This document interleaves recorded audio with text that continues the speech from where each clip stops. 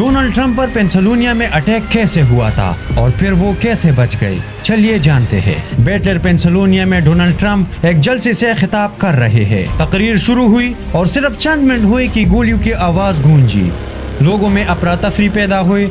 Trump जख्मी हो गए लेकिन बच गए क्योंकि किसी ने सरेआम खिताब के दौरान ट्रंप पर कातिलाना हमला करवाया। लेकिन ये वाकया किस तरह पेश आया, आइए देखते हैं। ये एक गर्म और रौनक शाम थी। हजारों लोग ट्रंप को देखने के लिए जमा थे। ट्रंप स्टेज पर अपनी खामियों के बीच में मौजूद था। कुछ लोग सामने खड़े थे और कुछ लोग अतराफ में बैठे थे। स्टेज के इर्द गिर्द ट्रंप की सिक्योरिटी तैनात थे। पीछे 3 बड़े इमारतें थे। दाएं और बाएं दोनों तरफ बिल्डिंग की छतों पर सीक्रेट सर्विस के स्नाइपर्स मौजूद थे। वो इर्द गिर्द का मुसलसल जायजा ले रहे थे और उसी दौरान ट्रंप तकरीर शुरू कर देते हैं। वो सरहदी अदाद व शुमार दिखाने वाले चार्ट की तरफ इशारा कर देते हैं। उसी दौरान हुजूम में कुछ लोग एक शख्स को देख लेते हैं जो करीबी इमारत के ऊपर बंदूक तामे खड़ा है। लेकिन तब तक बहुत देर हो चुकी थी। अचानक गोली चलने लगी। गोलियां तकरीबन 120 मीटर शुमाल की जानिब एक बिल्डिंग की छत से चलाई जा रही थी। जब जांच पड़ताल हुई तो शनाख्त 20 साला थॉमस मैथ्यू कोकर्स के नाम से की गई, जो AR-15 सेमी ऑटोमेटिक राइफल से लैस था। वाकया कुछ यूं था कि पहले 3 गोलियां चलाई गई।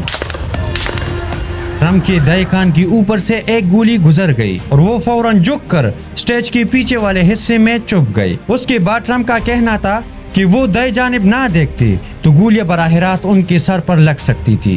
गोली चलने के बाद ट्रंप की सिक्योरिटी फोर्सेस ने ट्रंप के इर्द गिर्द घेरा बना दिया। लेकिन क्रोकस रुका नहीं, उसने मजीद 5 गोलियां और चलाई। उसी दौरान वहां पर मौजूद लोग छत से स्नाइपर पर गोली चलाने वाले शख्स को देख रहे थे। कुछ मीडिया रिपोर्ट्स कहते हैं कि हमलावर को स्नाइपर्स ने मारा, जबकि सीक्रेट सर्विस का कहना है कि इनके एहलकारों ने इसे न्यूट्रलाइज किया था। उस दौरान बैठी हुई तमाशाई भी निशाना बनते हैं। 50 साला कूरी हलाक हो गई जबकि 2 अफराद शदीद जख्मी हो गए। ट्रंप के माइक्रोफोन से सीक्रेट सर्विस एहलकारों की गुफ्तगू बराह रास्त सुनाई देती थी। तकरीबन 40 सेकंड बाद ये तहकीकात हो गई कि हमलावर मारा जा चुका है।